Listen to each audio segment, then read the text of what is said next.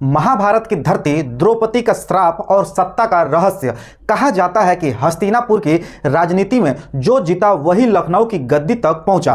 अब इसी स्थापित सीट से चुनाव लड़ने की चर्चाओं में यूपी की सियासत को गरमा दिया है। वजह है नगीना से सांसद चंद्रशेखर आजाद, जिनका नाम मेरठ की हस्तिनापुर सीट से जोड़ा जा रहा है। सियासत की विषाद बजना शुरू हो चुकी है। 2027 की जंग अभी दूर है, लेकिन चालें अभी से चली जाने लगी है। एक बड़ा ऐलान, एक बड़ा संकेत और बदलते राजनीतिक समीकरणों की आहट। बहुजन राजनीति की मजबूत खिलाड़ी मायावती ने 2027 के चुनाव के लिए अपने पहले प्रत्याशी का नाम का ऐलान कर दिया है। और खास बात यह है कि इस बार दांव एक ऐसे चेहरे पर खेला गया है जिसने देश की सियासत के पंडितों के मन में कई सवाल खड़े कर दिए हैं। क्या 2027 से पहले उत्तर प्रदेश की सियासत में ऐसा धमाका होने वाला है जिसकी आहट अभी से दिल्ली तक सुनाई देने लगे? क्या सच में वो दो नाम जिनकी राहें पिछले कुछ सालों से अलग अलग चल रही थी अब एक ही मंच पर दिख सकते हैं? और अगर ऐसा हुआ तो क्या दलित राजनीति का पूरा नक्शा बदल जाएगा?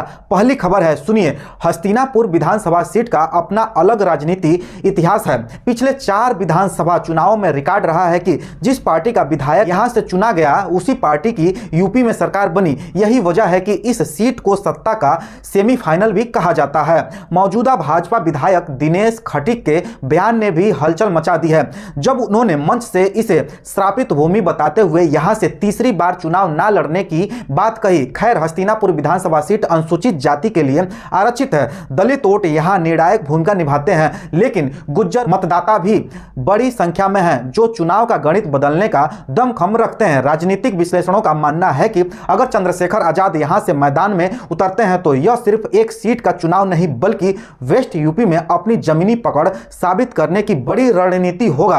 दूसरी खबर, ध्यान से सुनिएगा।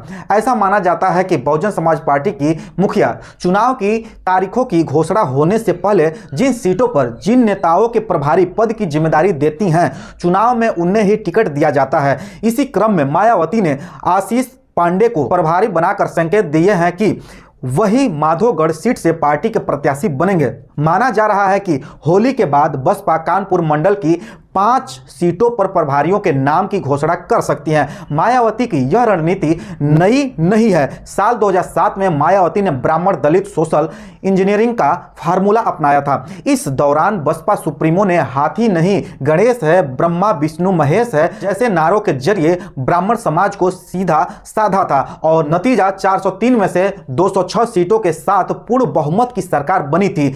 अब 2027 में वही फार्मूला फिर से जमीन पर उतारने की तैयारी दिख रही है। बसपा पहले ही साफ कर चुकी है कि वह किसी गठबंधन के साथ नहीं जाएंगी, भले ही कांग्रेस ने इंडिया अलायंस में शामिल होने का न्योता दिया हो। मौजूदा समय में यूपी में बसपा की स्थिति सीमित है, लेकिन मायावती की रणनीति भी साफ है। ब्राह्मणों के सहारे हाथी का कमबैक अब 2027 की जंग में आ सकती है। तीसरा खबर है, मायावती और चंद्रशेखर आजाद के बीच बढ़ती नजदीकियों की चर्चा।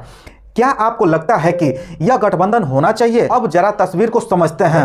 उत्तर प्रदेश की राजनीति में दलित वोट हमेशा से निर्णायक भूमिका में रहा है। लंबे समय तक यह वोट बैंक एक मजबूत छतरी के नीचे संगठित रहा और उस छतरी का नाम था बहुजन समाज पार्टी। मायावती ने सामाजिक समीकरणों को जिस तरह जोड़ा, उसने उन्हें 4 बार मुख्यमंत्री की कुर्सी तक पहुंचाया। लेकिन समय बदलता है, राजनीति बदलती है और नई पीढ़ी के साथ नई आवाजें भी उभरती हैं। यही वो दौर था जब सहारनपुर से एक युवा चेहरा राष्ट्रीय चर्चा में आया। चंद्रशेखर आजाद पहले भीम आर्मी के जरिए सामाजिक आंदोलन, फिर राजनीतिक मंच पर कदम रखते हुए आजाद समाज पार्टी का गठन। अब सवाल यह है कि क्या यह दोनों धाराएं एक हो सकती हैं, मिल सकती हैं? राजनीतिक जानकार कहते हैं कि पिछले कुछ महीनों में जो संकेत दिखे हैं वे सामान्य नहीं है। पहले बड़ी बात, सार्वजनिक मंचों पर भाषा की तल्खी कम हुई है। पहले जहां बयान सीधे टकराव पहले होते थे, वहीं अब शब्दों का चयन अधिक संतुलित दिख रहा है। राजनीति में यह बदलाव अक्सर किसी संभावित संवाद की ओर इशारा करता है। दूसरा संकेत, दलित युवाओं के बीच बढ़ती बेचैनी। सोशल मीडिया पर लगातार यह मांग उठ रही है कि अगर दलित नेतृत्व बिखरा रहेगा तो फायदा दूसरे उठा लेंगे।